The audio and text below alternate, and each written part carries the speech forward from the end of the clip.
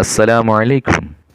ایک بادشاہ کی بخیل بیوی اور ایک مچھیارے کی قسمت، اسی کے ساتھ ساتھ آج کل کی ماڈرن عورتیں اور ان کی فضول خرچی پر بھی ہم ایک نظر ڈالیں گے۔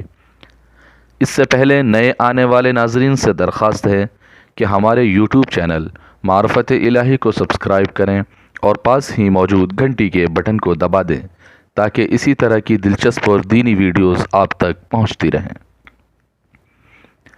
ایک مچھیارہ انعام کے لالچ میں ایک مچھلی بادشاہ کے حضور لایا اور کہنے لگا، حضور یہ ایک خاص مچھلی ہے جو میں آپ کے لیے تحفتاً لایا ہوں۔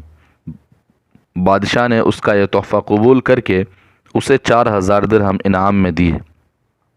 بادشاہ کی بیوی نے یہ دیکھ کر بادشاہ سے کہا، آپ بڑے فضول خرچ ہیں کہ ایک معمولی مچھلی پر اتنی رقم انعام میں دے دی۔ بادشاہ نے کہا، اب یہ رقم میں اسے دے چکا ہوں، کوئی تدبیر بتاؤ جس سے میں یہ انعام واپس لے سکوں۔ بیوی نے کہا، آپ اس سے پوچھئے یہ مچھلی نر ہے یا مادہ، اگر نر بتائے تو کہیے گا مجھے تو مادہ چاہیے، اور اگر وہ مادہ بتائے تو کہیے گا مجھے نر چاہیے۔ چنانچہ بادشاہ نے مچھیارے سے پوچھا کہ یہ مچھلی نر ہے یا مادہ۔ مچھیارے نے کہا، حضور یہ نہ نر ہے اور نہ مادہ بلکہ خنثی ہے۔ بادشاہ یہ جواب سن کر ہنس پڑا اور خوش ہو کر 4000 درہم انعام میں اور دے دیے۔ اب تو بیوی اور غصے میں آ گئی، مچھیارے سے اتفاقاً 1 درہم زمین پر گر پڑا۔ بیوی بولی، دیکھیے یہ شخص کتنا بخیل و کمینہ ہے کہ 8000 درہم پا کر بھی 1 درہم کو نہیں چھوڑ سکا اور اسے جھٹ زمین سے اٹھا لیا۔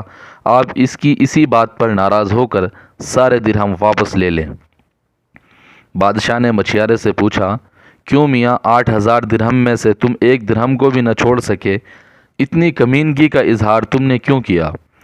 اس نے ہاتھ جوڑ کر کہا، حضور درہم کی بات نہ تھی، دراصل درہم پر آپ کا نام لکھا تھا، میں نے چاہا کہ درہم پر کسی کا پاؤں پڑ جائے اور آپ کے نام کی توہین ہو۔ بادشاہ اس جواب سے اور بھی زیادہ خوش ہو گیا اور 4000 دینار انعام میں اسے اور دے دیے، اور اس کی بخیل بیوی جل بھن کر رہ گئی۔ اس کے بعد بادشاہ نے سارے شہر میں اعلان کرایا کہ جس نے روپیہ بچانا ہو وہ اپنی بیوی کی رائے پر ہرگز نہ چلے ورنہ نقصان اٹھائے گا۔ پہلے زمانے کے بادشاہ بڑے سخی اور غریبوں پر خرچ کر کے خوش ہوا کرتے تھے، مگر آج کل دولت کو اپنے لیے جمع کرنا اور غریبوں پر خرچ نہ کرنا عام ہے۔ اسلام نے زکوٰۃ، صدقہ اور خیرات کی مدین اسی لیے رکھی ہے کہ امیروں کے مال سے غریبوں کو بھی کچھ ملے۔ چنانچہ خدا قرآن میں فرماتا ہے، اور ان کے مالوں میں مانگنے اور بے نصیبوں کا حق ہے۔ افسوس کہ امیروں نے اس ارشاد باری پر عمل نہ کیا، جس کے باعث کئی قسم کے عزم پیدا ہونے لگے اور دنیا اور بھی مشکلات میں پڑنے لگی۔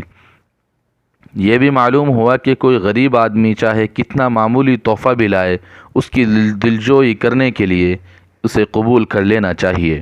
اور یہ بھی معلوم ہوا کہ بعض عورتیں شہزادیاں ہی کیوں نہ ہوں، غریبوں پر مال خرچ کو فضول خرچی سمجھتی ہیں۔